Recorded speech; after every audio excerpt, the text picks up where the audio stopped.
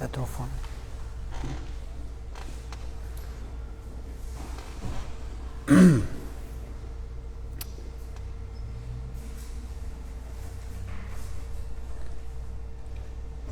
I'm a big fan of flowcharts.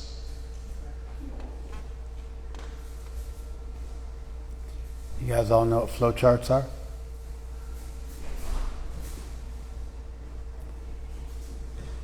It's a really simple didactic tool. Let's get this door closed too.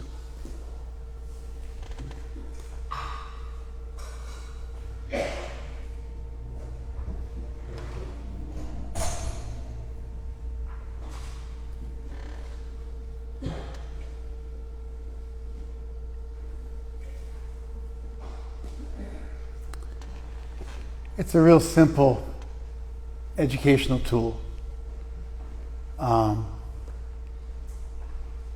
It's usually an illustration, and it's almost like a map you might get at the mall that starts off with you are here, and you know where you are, and then you can start to look at where you want to go. So usually at the top of a flow chart, it could be left to right, it's usually top to bottom. There's your starting point, and then you answer a series of simple questions, generally which have two possible answers, sometimes more. When they start to get too complicated, then they lose their value. If there's 8 answers coming off of a flow chart, they should probably break that into a couple of questions. And you answer a simple question. You know, are you driving a plane or a car or a boat? You pick which one of those 3 you're driving and say, is it working? And then if it's not working, do you have the keys for it? And it kind of goes through and you get to the solution for your problem by answering a series of really simple questions. And those simple questions, let's close the right side door. At the top there, you're going to close that door that you're holding with your hand. And lock the top there. There you go. So that doesn't pull open every time. Thank you. And then close the door behind the guests when they come in. Thank you.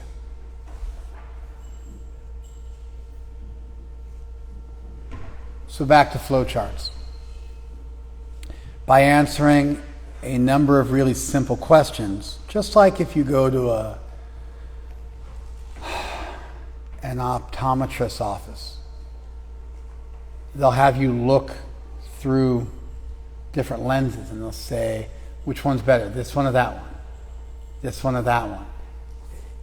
If they started off with by going through hundreds of different possible prescriptions,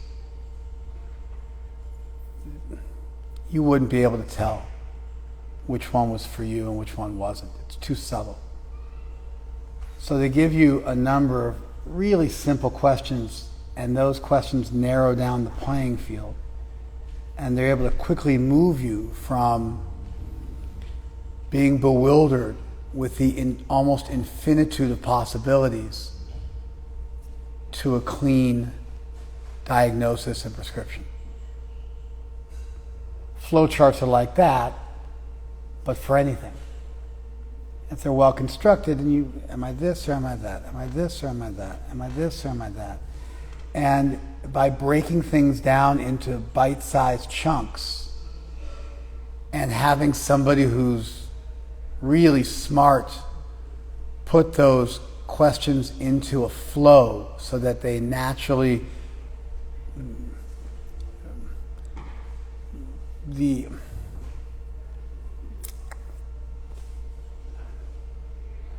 preceding questions are necessary for the subsequent questions. And there's a structure to a flow chart where it's not just a random series of questions, but they're designed almost the way a project manager designs a project, so that the most,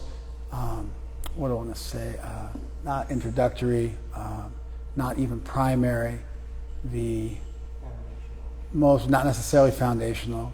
Something could occur later on that has the same false development mind. What? Yeah, the prerequisite questions. Thank you. The preliminary might be an even better word. You answer preliminary questions, which then naturally flow into subsequent questions, and pretty quick you're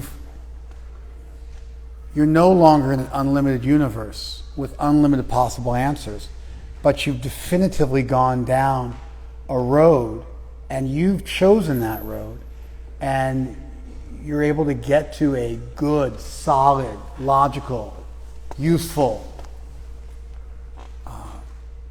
viable conclusion, which then directs you. Anyway, they've shown that people start making bad choices if they're given too many options. We have this idea, especially in the U.S., that the more options, the better. If you want to have, you want to look at the validity of that statement, you can just go to your average grocery store and check out the cereal aisle, it's like scary.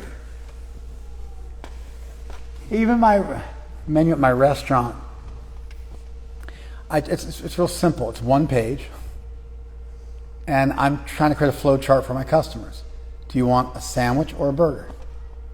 If you want a burger, do you want a Beyond patty or a vegan restaurant? You want a Beyond patty or you want our house-made patty? Oh, you want a burger? You want our house-made patty? Okay, here are your three options. You want a burger? You want a Beyond patty? Okay, here are your three options. You want a sandwich? Okay, here are your three options. You want a wrap? Okay, we got three options for you. You want a salad? Three options for you. You want an appetizer? Four options for you. And you flip it over, get a drink menu. What are you looking for? You're looking for boba? I got 5 options. Spritzer? Got 5 options. Non-alcoholic, of course. You looking for a refresher, which differs from a spritzer? I got 3 of those too. And sometimes you go to a restaurant. I haven't eaten at a restaurant in 33 years. Just say that again. It's a fun fact. I have not eaten at a restaurant in 33 years. The exception being, if I go to a Hare Krishna temple and there's a restaurant at the temple, I'll eat at the restaurant at the temple, but I haven't eaten at a restaurant outside of one of our temples in 33 years. So I'm just playing it fast and loose and making stuff up. I don't actually know what menus are like at restaurants except for my own. I didn't even eat at my restaurant for 3 or 4 years. After I got it, I had to get comfortable, even eat my own restaurant, get to know the cooks and feel really comfortable eating their food. But I went to, we were driving through Rishikesh on our way to Dev Prayag up in the Himalayas on a retreat, and we stopped off at our Govinda's Hare Krishna temple restaurant in Rishikesh. And they had like a 12-page menu, 15-page menu. And I got a headache just looking at the menu. There was Chinese food and Italian food and Indian food, and then within the Indian food category you have both North Indian and South Indian, and then within South Indian cuisine, for example, you have dosas and uttapams and so many different things. And I got confused, and I actually ended up not eating. I got so disturbed by the menu, it was too many options. Anyway, in the U.S. we love as many options as possible. It's kind of our rugged individualist spirit. You look at the way sociologists, international sociologists, look at the U.S. population. They categorize us sometimes. Scott Peck categorizes us as being rugged individualists. I did it my way or the highway, to boldly go where no man has gone before. Question authority. There's a sort of a rebellious, almost like a daddy issue streak that runs through the whole of the United States. An issue with authority, an unnecessarily rebellious streak. You got to keep in mind that having blind doubt is just as foolish as blind faith. If you want to doubt something, you have to earn the right to doubt something by having enough information about the thing to warrant some legitimate doubts. If you don't know anything about something, you should just walk into it neutral, not doubting, not believing, and just examine the evidence. Once looking at enough evidence, you can then legitimately and in an intellectually astute way have doubts or have belief in a given hypothesis. But you got to earn the right to doubt as much as you got to earn the right to believe. Somehow there's this idea that skepticism and doubt is the default position. But it wouldn't be that. It would be no opinion. And you're allowed to have no opinion. I don't know enough about that to have an opinion.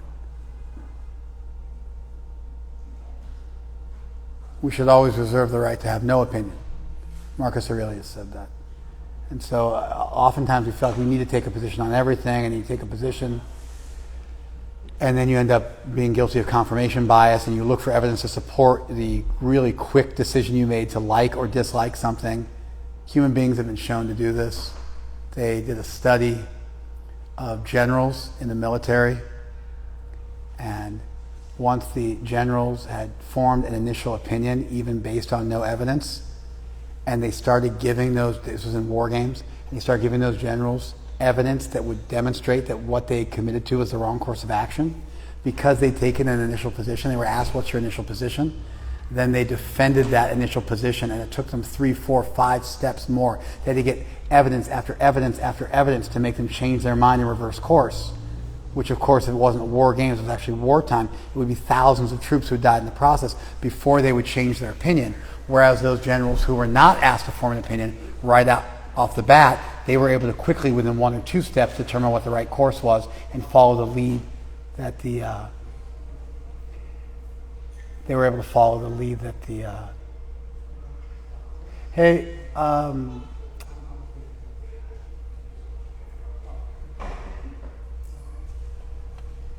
were able to quickly figure out what the right course of action was. Did you guys follow that? By the way, you guys show up late, and I just have to do this warm-up for like 10 or 15 minutes because too many people are walking in. It's too disturbing. So I end up talking about whatever to get where I'm headed until people chill out and can pay attention.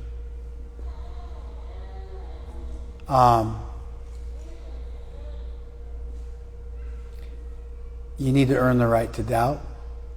Sometimes we think that a skeptical, doubtful position is the best default position, but that's wrong because we have confirmation bias that has been demonstrated in study after study that human beings are guilty of. And once you take an initial position, whether it's to have faith or doubt something, you'll look for surgically that evidence that supports your preconceived of position, even if it was formed without any evidence to support it. And one of the most stark examples I've seen of this is with generals who were then asked to choose to commit troops or not. And then once they committed, then they were given evidence that it was a bad choice. And they would have to be given 1 piece of evidence, 2, 3, 4, 5, before they would withdraw their troops and admit they made a mistake and go in a different direction. Whereas those generals who were not asked that question at the beginning, they, within 1 or 2 steps, were able to figure it out.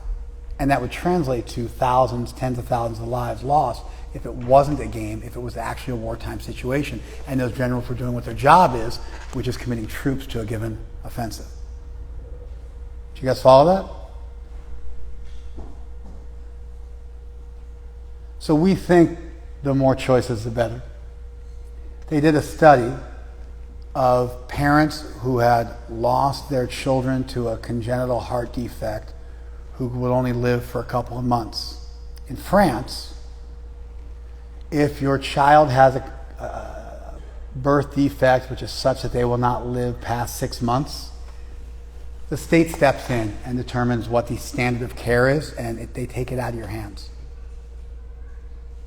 In the US, you can sell your home for a 1 in a million chance that your kid may survive and commit unlimited resources and just, essentially beat a vegetable to death because your child has no chance of survival. But you just, there's a 1 in a million, there's at least a possibility, something. We can't say that it's absolutely zero and people will just commit. They studied those parents of those kids who died within a couple of months of childbirth due to a birth defect that made it impossible for them to survive. And the parents of the kids in France suffered less post-traumatic stress disorder, less chronic depression, because they weren't given that choice to just go and go and go, whereas the parents in the U.S. suffered way more complicated grief and major depression and post-traumatic stress that went on for years and years and years.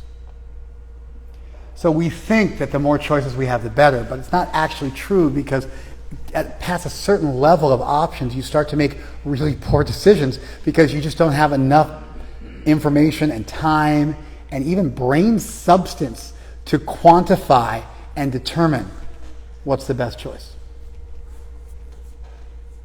Therefore, the beauty of flowcharts and the practical value of flowcharts, where people way smarter than us think through a situation and structure preliminary questions before subsequent ones, build on a strong foundation, and help you to make really simple decisions that then flow you forward, and you can move through unlimited initial options, the same way you move through an optometry exam to an exact diagnostic and an exact prescription.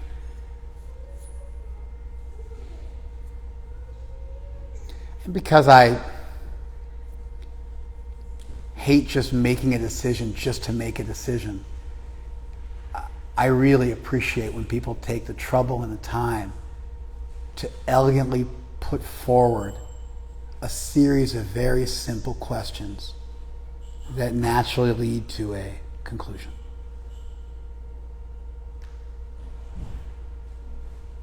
Okay. And now we can start class. What I want to do for you guys today is I wanted to outline a number of dichotomies, simple situations where you can give one of two answers. I'm not going to ask you to raise your hands and answer. I mean, I might. We'll see how I feel. We'll see how it goes. I'm going to see, if I feel inspired to do that, I will. But I'm not thinking about doing that. But it's a series of really simple dichotomies. Now, dichotomies never fully exhaust every possibility. Their simplicity means there's a limit to how exact they are. Just like when people are, I'm into an intersectional approach to my academic studies. And so I like to look not only at race, but I also like to look at gender, and I also like to look at, economic position.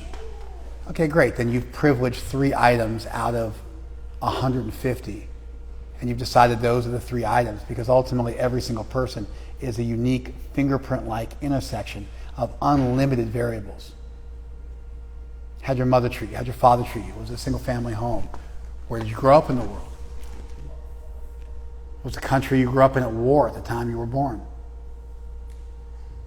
What's the constitution of the country you were born look like? What was the religion you were raised in? These are all super important factors also. And so oftentimes intersectional studies just mean the intersections I've chosen are as important, and the things I think are important to quantify and essentially value. But really, each one of us is an unlimitedly complex, unique intersection of an unquantifiable amount of variables, such that we are absolutely unique. And will always be unique, and there will never be another one like us. The Earth stands for another 100,000 years. We go through, we have 1 trillion people in the population eventually have cycled through and been born and died. There will still just be one you. Even you're an identical twin, a Siamese twin, it doesn't matter. It's like it's even more unique than a fingerprint when you look at you as a whole. I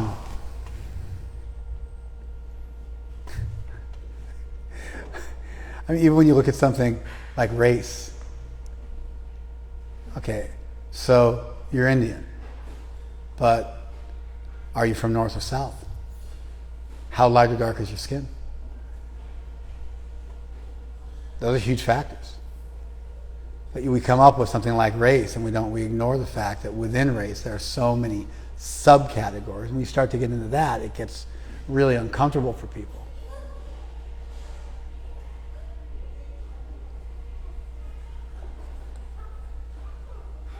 So, simple questions, dichotomies, the simplest of questions, where there's one of two answers. They're never perfect. But just like a flow chart, they can start heading you in really powerful directions, and they can inform you and help you make some good decisions.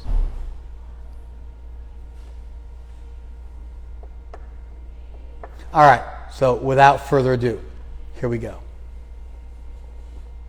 Adieu, by the way, means to God. Just FYI. Adios also means to God. Did you guys know that? Adios. Adios, to God. Adieu, to duo, deus, which is the deity, which is where they get the word deity from, actually, in English. I bid you adieu. I bid you to God. Adios, amigo. To God, my friend. It's amazing sometimes when you look at language and you see the kind of beautiful theological notions encoded within even everyday language. What do you say in Portuguese? Adeus. Adeus. It's like right there, right? Yeah. Kind of halfway between adieu and adios, right? All the Romance languages are going to have that. In Portuguese, it's sort of half Latin, half Spanish, kind of right in the middle.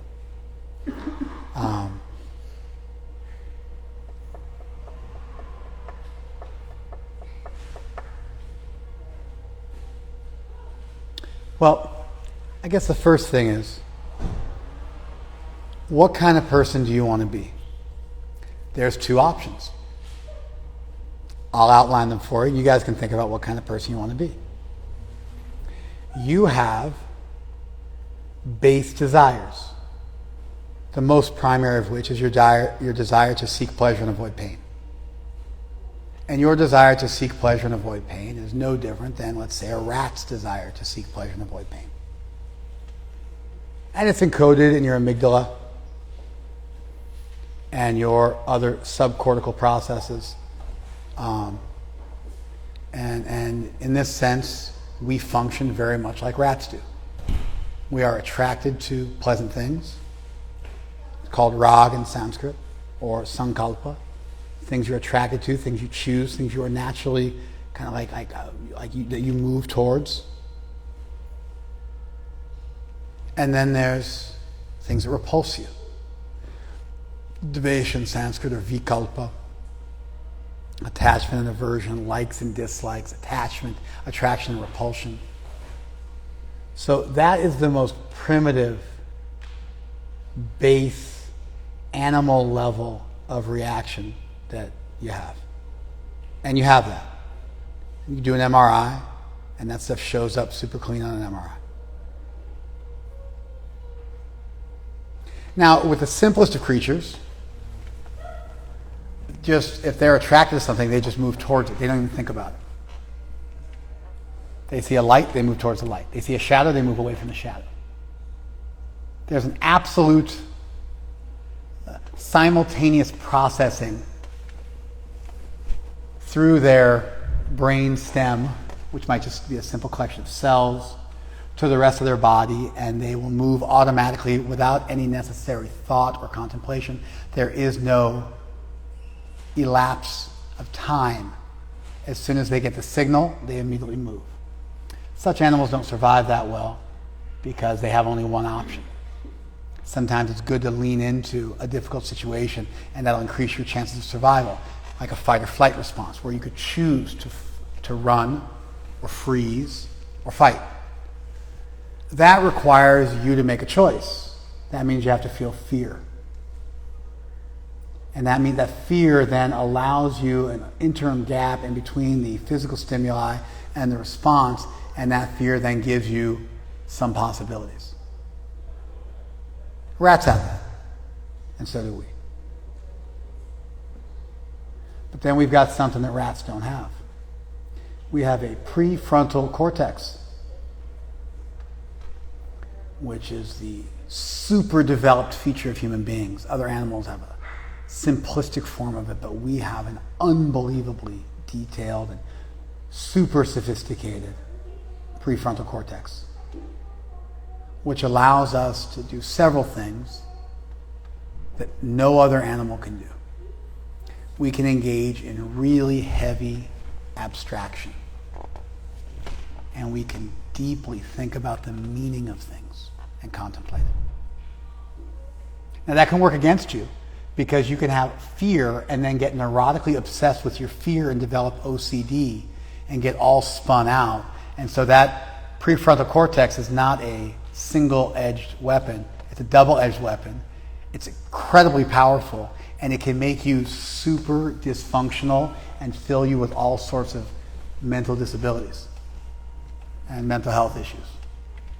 OCD, heavy depression, major depression, suicidal thoughts, post-traumatic stress disorder, all sorts of stuff. And you can obsess and obsess and obsess over that fear. You can also rationalize away that fear. You can pretend you're not afraid, or you can pretend you're not envious. Envy is this really weird emotion that everybody experiences but nobody admits to.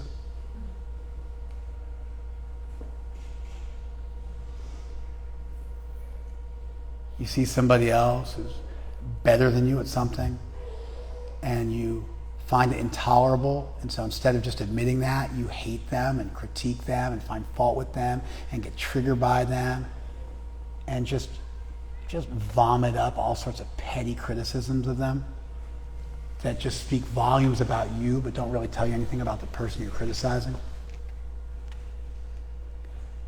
And so this prefrontal cortex allows you to rationalize your way out of all sorts of stuff, beguile yourself, put up roadblocks to being rigorously honest with yourself. So it can work against you. But it also gives you executive function, where you can control your impulses and think very meaningfully about value and what's important in life, and what's duty, what's honor, what has value, what's worth pursuing, and then you can govern your actions based on that. So question number one. Oh, and we also have recursive language. Only human beings have recursive language, where you can construct unlimited thoughts and communicate them to other people, usually by using prepositional phrases, but you could also just use, simple conjunctions as well. But you can say, I went to the store with my friend to buy an item for a party on this day, at this time, in this car, on this road, and bought the item with this money after making this choice by thinking about these things and consulting with my friend. And you can just stack one idea on top of another, and everybody you're talking to can understand what you're saying, and they can take that journey with you into an incredible degree of detail. So not only can you think that way, you can also communicate that to others.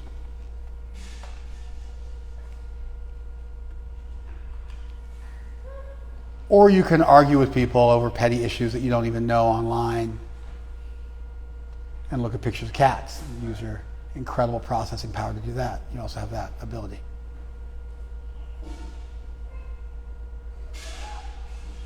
I saw a comedian, and he said, if you could talk to your, if you could talk to your future self, what would you say?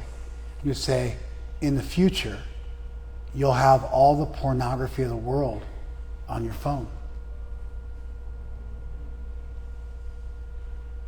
That's what he would tell his young self, as like an encouraging thing about the incredible leaps forward that the world's going to make. That someday you'll have all the pornography of the world on a simple device, namely your smartphone.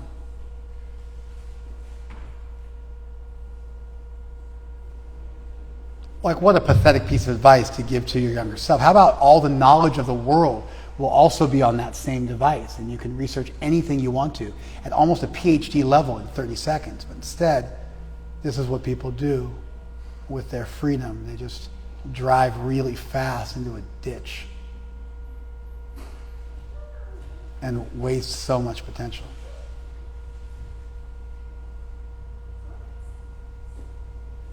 So question number 1.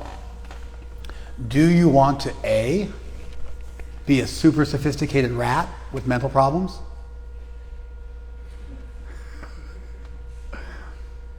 Or B, be a human being of substance and value who uses executive function and comes up with what's valuable and develops a value system and operates and moves in this world based on that? Now, I said I was going to give you guys a bunch of dichotomies, but I'm also going to engage in rhetoric and try to persuade you in such a way that it's almost impossible for you not to choose the one I think is better. So you guys will get a sense of what my thoughts are on the subject as we move forward. Do you see the question? Do you want to be a super fancy rat? Just a slave to your most primitive, base, animalistic urges? Sophisticating them and rationalizing them and maybe beguiling yourself so you're not even admitting what's really going on, but just pursuing that's really what's going on behind the surface? Or do you want to pause and take the time to develop a value system and think about what really has meaning and even communicate that to other people and base your decisions and your movements in life on that?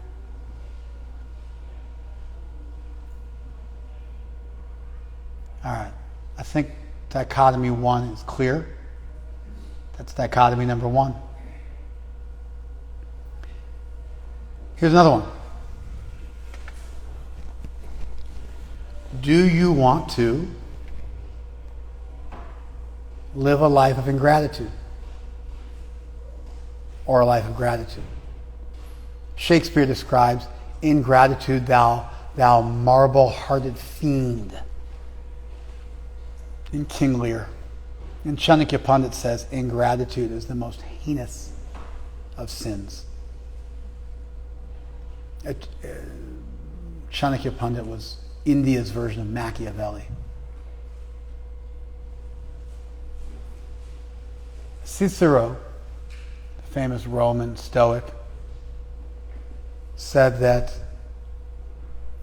gratitude is not just the best of all virtues, it's the parent of all other virtues.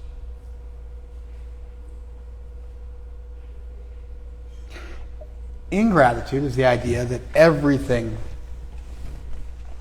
good that comes my way, I deserve. It, interestingly, is still consistent with being upset when bad things happen to you. So you can do the blame bias, where you blame other people for whatever goes wrong in your life. But then when things go right in your life, instead of crediting other people, you take that credit for yourself and you feel like you got everything you deserved. It gives rise to entitlement. More is never enough. It kills the ability to feel satisfied and peaceful because you always want more and you feel like you deserve everything you get and then some. If you engage in the double win, the double lose of being ungrateful and having the blame bias, you blame everybody for what happens bad to you, and you live in a world where you see everybody as being your enemy and you play the victim card, and you also are ridiculously entitled.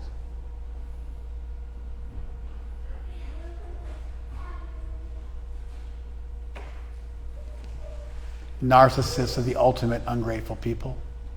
No matter how much validation and attention you give them, it's never enough. It's always, what have you done for me lately? What comes next? Ultimately, ingratitude is only consistent with an atheistic worldview because there is nothing above you. It's just all happening automatically, and you are the ultimate arbiter of like what you get. There's nobody else. Gratitude, on the other hand, gives rise to theism because you start to feel grateful, and then you start to look around the world and you realize you should feel grateful even for the air you breathe and the water you drink and the water exchange and our proximity to the sun and the oxygen exchange with carbon dioxide and how everything you have in life. Gratitude is the feeling of voluntary indebtedness that comes from feeling like somebody's given you back more than what you deserved. Ingratitude is the opposite of narcissism. It makes you friends with everybody. It makes you appreciate people. It is also totally consistent with taking personal responsibility for things that go bad in your life. And it leads to grace and giving back and philanthropy and love and appreciation and compassion and a whole host of other derivative virtues that ultimately stem from this single entry point. Grateful people live longer, they get sick less, they're happier. Every metric. Happiness studies within positive psychology has determined that being grateful makes you healthier, longer lived, and happier. You can do gratitude exercises. It's a skill. You can develop it. It's not just a quality you either have or don't have. It's something you can choose. I'd like to live with gratitude, in gratitude. And you can work on, develop a skill, just like you can go to the gym and work out. So the next one is, what do you want to be? Grateful or ungrateful? And although I said I don't think these dichotomies encapsulate everything, I actually do think they work pretty darn well. I think they do force the issue. And if you let them, they will force you to make an either-or decision. And so I think the amygdala vis-a-vis prefrontal cortex question is a basic question. You can even see it happening on an MRI. And I think the gratitude versus ingratitude is also a question like this, that you can look at everything in your life and choose how you want to view it. And gratitude is infectious. It begets more gratitude. You start to realize how much you have to be grateful for. You start to really live in a blessed world, in a magical world, in a mystical world.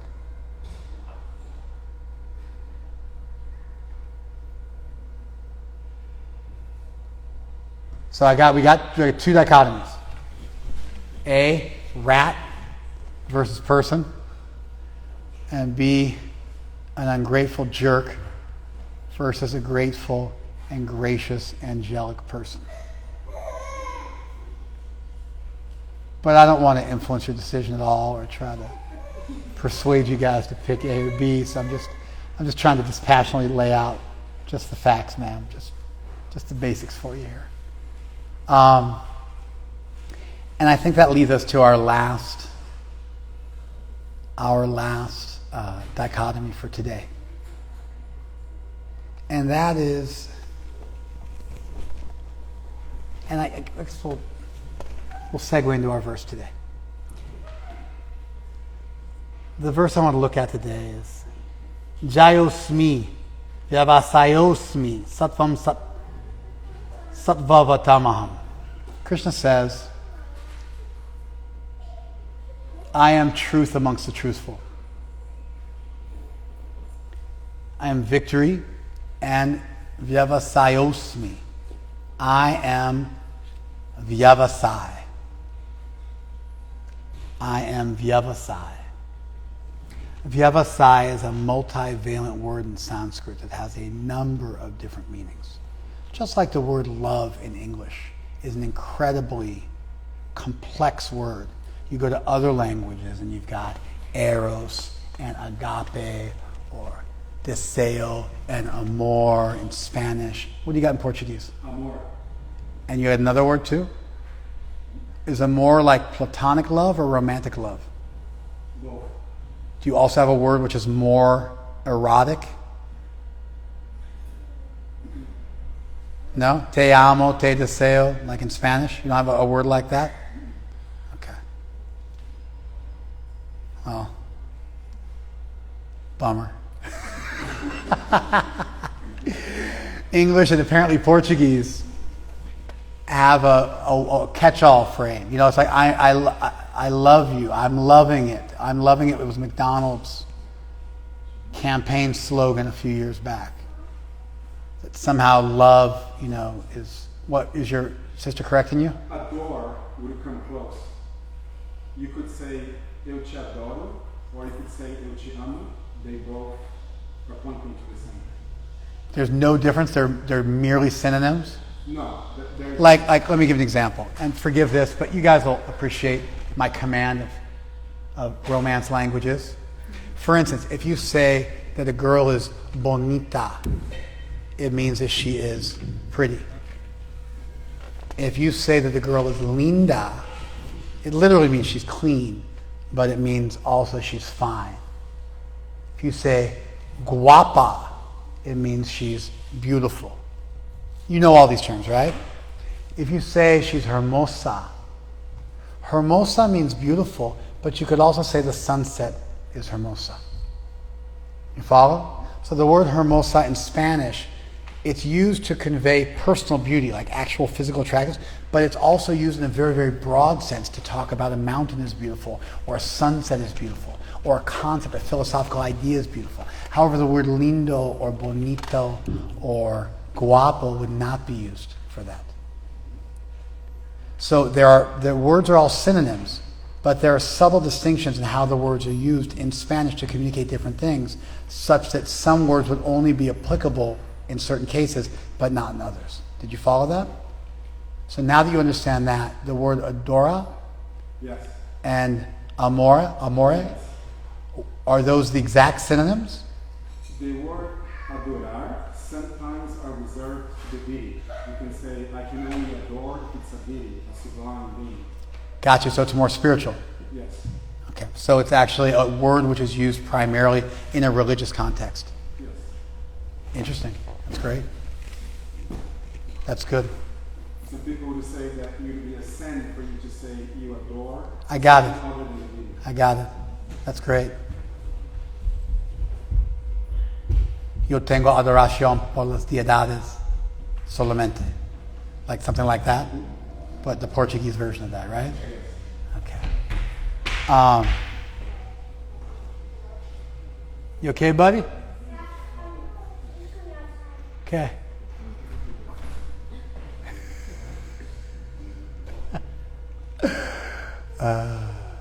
Super cute kid.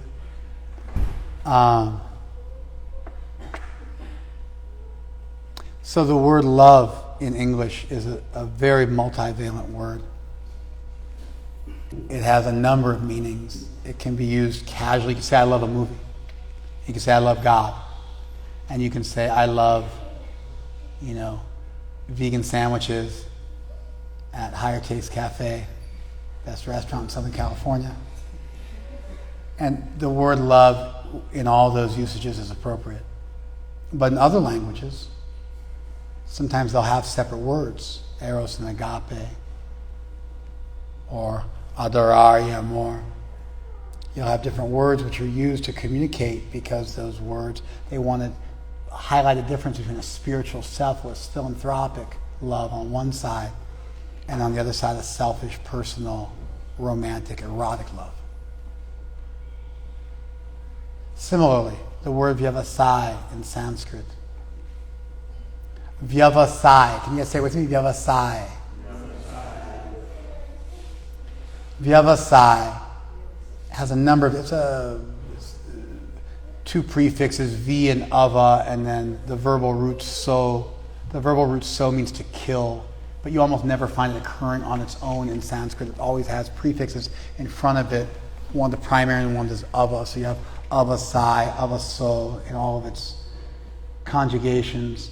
And ava means down, and so avasai means to lock something down, to pursue something, to settle on something, finalize something. We killed it, we crushed it, we nailed it down, in that sense of how we might use similar terminology in English.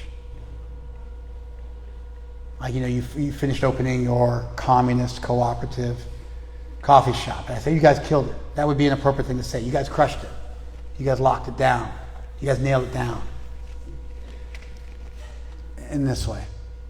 And then V is another modifier.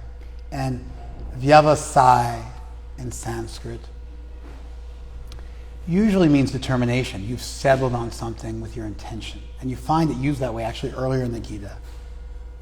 Krishna says, "Vyavasayatmaka buddhi ekehakur nandana." You have to have resolute determination in order to achieve samadhi, self-realization. And bahushaka hyanantascha buddhayo avyavasayinam. Of the avyavasai, of those who are not resolute, their intelligence is many branched. It goes in a million different directions, and they can never settle on one thing. They don't follow the flowchart of life. They got a million different options. They can't ever choose one. For those people, samadha navidiyate. They're never given, they're never granted the ability to meditate because they can't focus.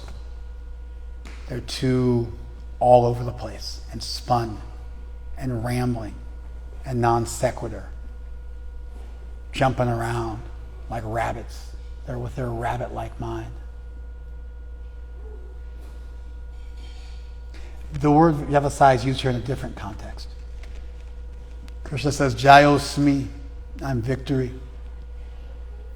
Vyavasayosmi, I am vyavasai. Sattvam, sattvatam aham, and I amongst the truthful and the truth. Prabhupada's translation is, I am victory, I am adventure, and I am the strength of the strong. So somehow he does. I guess actually he just doesn't translate. Yeah, he does. Sattvam sattvatamaham. Sattvam can also, from sat, it means to exist, and so sattvam are things which have existence, or things which are true. It's another multivalent word in Sanskrit. And so sattvam sattvatamaham means of the sattvas I am sattva. So then it depends on what you consider to be sattva. If sattva is existence, then you are the existence of those things which exist. You are being. In a lot of ways, sat is used similar to how the word be is used in English. A being is something that has existence. To be or not to be. So sattva is used almost in a very, very similar way to how the verb be becomes nouns like being and beingness.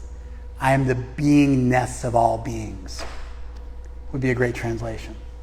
But if something exists and it has strength, the strength to exist, and therefore I'm the strength of the strong. That's where the translation comes from. But Prabhupada gives this amazing translation of Vyavasai, I am adventure. I am adventure. Nobody gives this translation. It's a real peculiar translation. But one of the many meanings of Vyavasai, in addition to resolution and determination and concluded thought and termination, is to seek after something and exert oneself and to strive after something intently. So the last dichotomy I want to point out was that the very nature of this world is that you're going to strive for something. The very nature of this world is you're going to strive for something. You're going to have a raison d'etre, a reason for your existence. You may have not discovered it yet. You might just be meandering through life in your late teens and early 20s, which is fine. That's what people do at that age. But at some point, you got to figure out, who am I? Why am I here? What was I put on this earth to do? Mark Twain made the pithy statement, the two greatest days of your life are the day you were born and the day you find out why. All of us have some natural talents, some natural skills, some natural abilities, some natural insight, things which make us special, unique. Something we can do that other people can't do in exactly the way we do it, for the community we do it for, in the way that we do it, in the time and place we do it. In this sense, we're irreplaceable. And the nature of life is that you have to make certain determinations. And one of the most important ones you can make is, why am I here? What am I going to do with my life? What's going to be my legacy? What's my contribution? Now, if your contribution is you never made a decision and you straddled the fence forever, and you are the most hesitant, trepidatious, non-committal person on the planet, and you set an example for all non-committed people of how you can live a life without ever committing to anything ever, well, then that's your commitment. So you can't escape it. As the band Rush one time said, if you choose not to decide, you still have made a choice. You're going to commit to something, even if it's to be, an inveterate non-committer. And an incurable non-committer. And you get out, is that what you want to pass on to your children? I never committed to your mother or your father, whoever's talking. I never committed to anybody. Didn't marry them. Didn't take responsibility for you. Never committed to you. Is that what you want to teach them? And so you're going to end up committing to something. Is it a life of ease? Are you a lotus eater? That's from the Odyssey. You guys, Odysseus is trying to get back home, the nostos of Odysseus, where he had to get back home to his people after his adventure, after the Trojan War. He had to get back home, and he had to pass by the Sirens, who were shipwrecking soldiers left and right, and a little lesser known in the Odyssey is he had to pass by the lotus eaters, who sound like a bunch of opium addicts if you read about them. It sounds like an opium den or something like that. And he had to not get, just to live a life of mediocrity and leisure, and just to let the days go by. What are you going to live for? And in a lot of ways, from the point of today's class, we don't want to be like rats, doing some glorified version of following the pleasure principle and avoidance of pain in some kind of radical validation of behaviorism in a human being. Rather, we want to fully utilize the amazing brain we've been given to deeply think about what we value. And amongst those values we can deeply think about, I thought of two. Number one, do you value gratitude or ingratitude? Gratitude ultimately leads to a grateful world where you see magic and blessings all around you, and it ultimately leads you to being grateful to a conscious, loving being who put it all in front of you. And ingratitude leads to an atheistic worldview where you can still blame people, but you don't credit anybody. And it becomes a marble-hearted fiend according to Shakespeare, and the birthplace of all bad qualities according to Cicero, and the worst of all human qualities according to Chanakya. Do you want to cultivate gratitude, or do you want to wallow in ingratitude? And then the other major decision in life is, what do you want to live for? And our answer to that's pretty simple. We should live a life of service to the divine. That's your purpose. That's everybody's purpose. How that manifests is going to be unique to you. But as a boilerplate answer, and that's the great thing about religions, they give you boilerplate answers to really deep questions. You were made to serve the divine, to commune with the divine, to love the divine. It's the highest thing you can do as a self, as a soul, as a being, as an eternal spark of light and consciousness, is to move towards divinity. Matamasa, don't go towards the light. Jyotirgamaya, go towards the light. Don't go towards the dark. Matamasa, don't go towards the dark. Jyotirgamaya, go towards the light.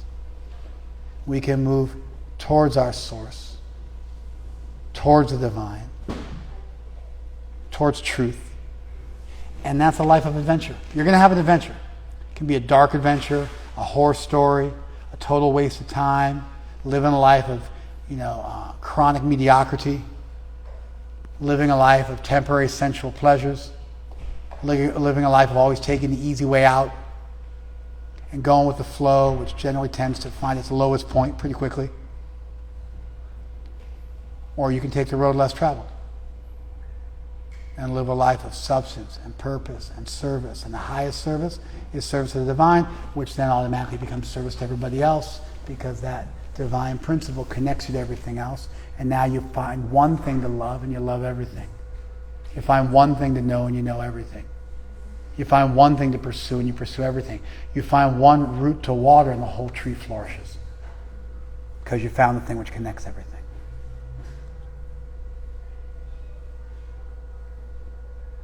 And so, I think those three dichotomies make a really nice flowchart. And they are therapeutic to think about and meditate on. And it's almost like an easy heuristic, a rule of thumb. Hey, who am I? I'm a human being. I have the ability to think very deeply about value and abstractly about value. I'm not going to just rush in. I'm going to stop and pause and think this one through. I'm going to cultivate gratitude. And I'm going to live a life of love and service to the divine, and thereby a life of love and service to all. I'm going to water that root of that tree. Watch the whole tree flourish.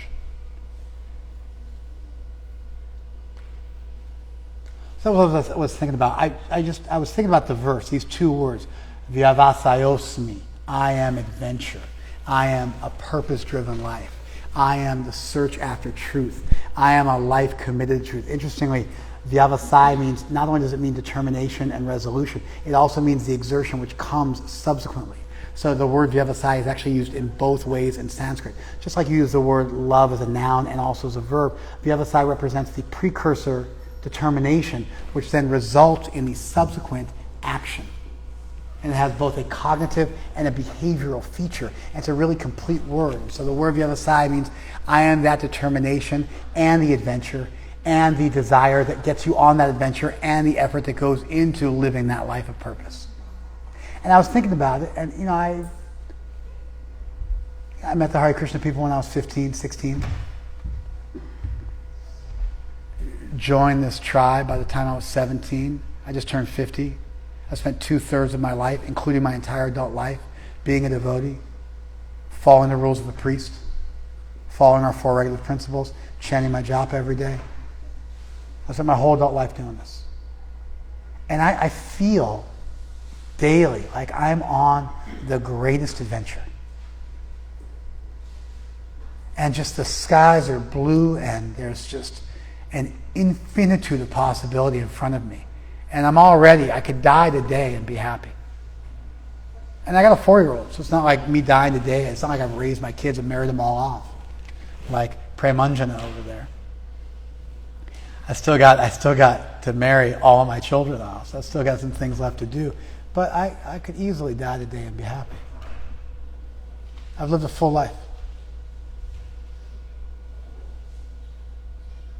I'm grateful daily. I'm moved to tears, practically speaking, every day with gratitude. I'm so thankful. I have so much insight. I see so much further than I ever would have on my own. I'm standing on the shoulders of giants now. I'm just stunned. And so this idea that, pursuing Krishna, pursuing divinity as your life's work, that is a great adventure. I feel this way.